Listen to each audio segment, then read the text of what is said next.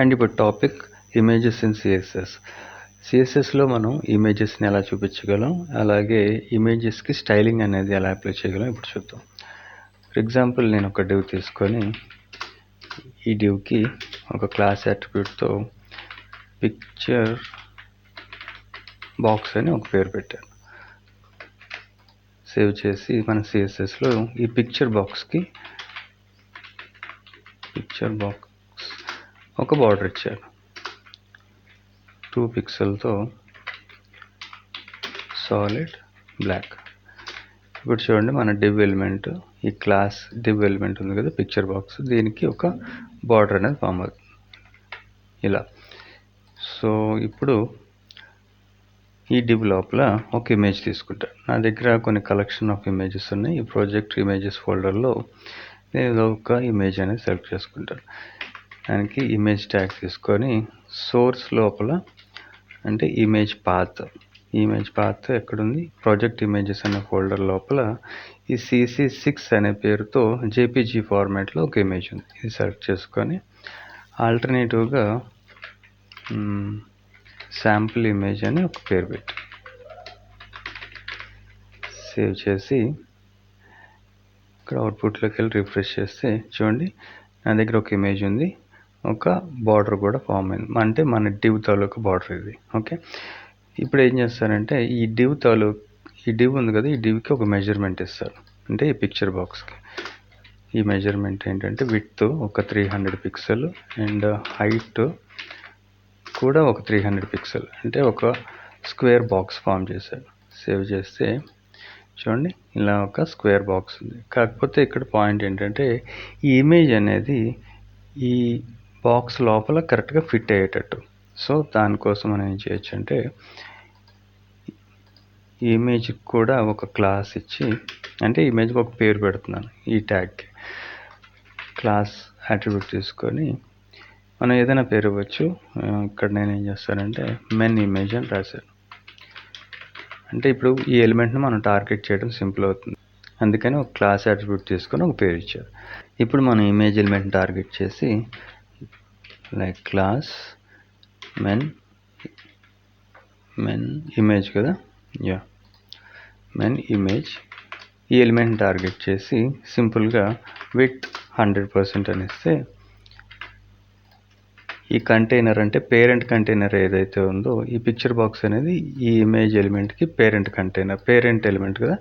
So దీని మెజర్మెంట్ని బట్టి మనం ఎప్పుడైతే విడ్త్ 100% ఇస్తామో ఆ పేరెంట్ ఎలిమెంట్ మెజర్మెంట్ తీసుకొని సెట్ చేసుకుంటుంది. చూసారా, విడ్త్ ఇప్పుడు 100% వచ్చింది. హైట్ మాత్రం కొంచెం ఎక్సీడ్ అయింది, దాన్ని కూడా ఫిక్స్ చేయొచ్చు.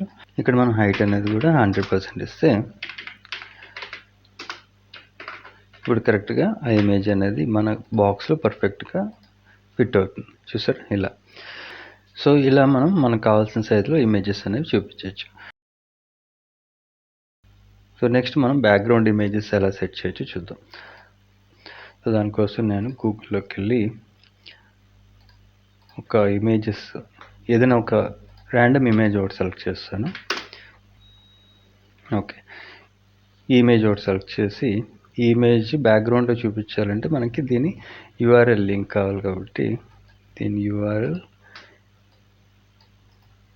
URL కాపీ చేసి ఇప్పుడు బ్యాక్గ్రౌండ్ ఇమేజ్ చూపిస్తున్నాం కాబట్టి మనం CSS ఫైల్లోకి వెళ్ళి ఇక్కడ CSS ఫైల్లో నేను ఇదంతా కామెంట్ చేసి మనం బాడీ లోపల అంటే ఇక్కడ డాక్యుమెంట్ లోపల చూపిద్దాం అనుకుంటున్నాం కాబట్టి ఇక్కడ నేను బాడీని టార్గెట్ చేస్తాను. ఎంటైర్ బాడీని తీసుకొని ఈ బాడీ లోపల బ్యాక్గ్రౌండ్ ఇమేజ్ చూపించడానికి మనం వాడే ప్రాపర్టీ బ్యాక్గ్రౌండ్ ఇమేజ్. ఈ ప్రాపర్టీ వాడి వాల్యూ కింద URLని పాస్ చేసి URL అనే కీవర్డ్తో పారాంథసిస్ లోపల మనం కాపీ చేసుకున్న సోర్స్ లింక్, ఓకే, అది ఇక్కడ పేస్ట్ చేస్తే సేవ్ చేసి ఇప్పుడు మన అవుట్పుట్లో మన ఇమేజ్ అనేది ఇలా డిస్ప్లే అవుతుంది. ఈ ఇమేజ్ కామెంట్ చేస్తాను, ఫస్ట్ మనం చూపించింది. ఇప్పుడు చూడండి, మనకి బ్యాక్గ్రౌండ్లో ఇమేజ్ అయితే ఎంబెడ్ అయ్యింది, కానీ ఒకే ఇమేజ్ మల్టిపుల్ టైమ్స్ రిపీట్ అవుతూ వస్తుంది. ఓకే, ఇది బ్యాక్గ్రౌండ్ ఇమేజ్ తాలూకా బిహేవియర్. దీన్ని మనం ఫిక్స్ చేయొచ్చు. అది ఎలా అంటే ఈ బ్యాక్గ్రౌండ్ ఇమేజ్ రిపీట్కి కూడా ఒక ప్రాపర్టీ ఉంది, అది బ్యాక్గ్రౌండ్ రిపీట్. ఓకే, దీనికి 2 వాల్యూస్ ఉన్నాయి. ఒకటి రిపీట్ అండ్ ఇంకోటి నో రిపీట్. ఈ రిపీట్ అనేది బై డిఫాల్ట్ మనకి అప్లై అయ్యి ఉంటుంది, వాడినా వాడకపోయినా డిఫరెన్స్ ఏమీ ఉండదు, ఎందుకంటే ఇమేజ్ అలా రిపీట్ అవుతూ ఉంటుంది. దీనికి బ్యాక్గ్రౌండ్ రిపీట్కి నో రిపీట్ అనే వాల్యూ ఇచ్చామనుకోండి, ఇప్పుడు చూడండి ఇమేజ్ అనేది రిపీట్ అవ్వకుండా ఇలా ఒకసారి మాత్రం మనకి అవుట్పుట్ వస్తుంది. ఓకే, ఇప్పుడు ఈ ఇమేజ్ని మనం స్క్రీన్ మొత్తం చూపించాలనుకోండి, దానికి కూడా ఒక ప్రాపర్టీ ఉంది, అదే బ్యాక్గ్రౌండ్ సైజ్.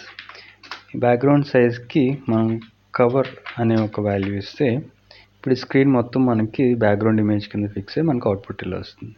ఒకవేళ నేను ఈ ఇమేజ్ని ఒక డివ్ లోపల, అంటే మనకు ఒక డివ్ ఉంది కదా HTMLలో, ఈ పిక్చర్ బాక్స్ అని, ఈ డివ్ లోపల ఒక ఫిక్స్డ్ మెజర్మెంట్తో చూపించాలనుకున్నాను.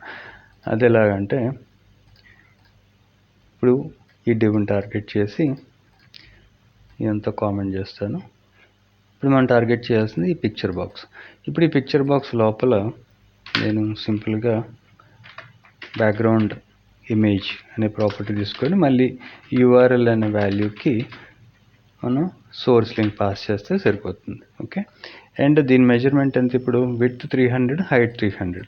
సో దీని ప్రకారం ఇమేజ్ అనేది ఫిక్స్ అవ్వాలి. ఓకే, సో రిఫ్రెష్ చేస్తే చూడండి ఇక్కడ కూడా మళ్ళీ రిపీట్ అయింది. సో ఈ రిపీట్ మనం కంట్రోల్ చేయాలి అంటే సేమ్ మళ్ళీ బ్యాక్గ్రౌండ్ రిపీట్, నో రిపీట్. అంటే బ్యాక్గ్రౌండ్ రిపీట్ అనే ప్రాపర్టీకి నో రిపీట్ అనే వాల్యూ ఇస్తున్నాం. ఓకే, సేవ్ చేస్తే చూడండి ఇప్పుడు యాక్చువల్గా ఇమేజ్ అయితే ఉంది, కానీ ఇది పూర్తిగా ఆక్యుపై అయ్యలేదు. సో మళ్ళీ మనం ఇక్కడ బ్యాక్గ్రౌండ్ సైజ్ కవర్ అని ఇచ్చామనుకోండి, చూడండి ఇక్కడ మనకి అవుట్పుట్లో ఇది ఇమేజ్ అయితే ఉంది, కాకపోతే పర్ఫెక్ట్గా లేదు, సెంటర్గా లేదు. సో దానికోసం ఇంకొక ప్రాపర్టీ ఉంది, అదేంటంటే బ్యాక్గ్రౌండ్ పొజిషన్. ఈ బ్యాక్గ్రౌండ్ పొజిషన్ ప్రాపర్టీకి మనం వాల్యూ కింద సెంటర్ అని ఇస్తే ఇప్పుడు మన బ్యాక్గ్రౌండ్ ఇమేజ్ అనేది సెంటర్ పొజిషన్ తీసుకుంటుంది. చూసారా ఇలా.